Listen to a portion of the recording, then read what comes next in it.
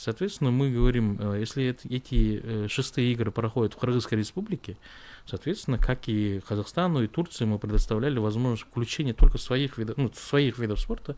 Мы, оргкомитет шестых игр Качаенко, определяем, что в нашей программе шестых игр будут преобладать кыргызские виды спорта, которые, по праву страны организаторы, да, то есть, но в то же время мы включаем виды спорта и других стран мира.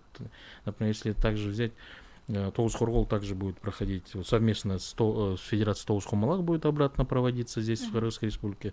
Это все вместе все проводится. Да? То есть те же участники Кукпара, которые в Казахстане участвуют, они могут принять участие в Кукбару, да, например. Вот поэтому из-за того, что в Турции захотели и в Казахстане захотели включить Кукпар, да, а организационный комитет шестых всемирных игр Каченко считает необходимым, что Кукбару в принципе достаточно для конного вида спорта, и не надо похожие виды, допустим, потому что в Афганистане он по-другому называется, допустим, в Узбекистане по-другому называют. Вот так, видите, если мы будем разные названия включать и, в принципе, одинаковый вид будем умножать, то это расходы на бюджет, это расходы на призовой фонд, это сложности по графику, потому что нам надо тогда растягивать программу.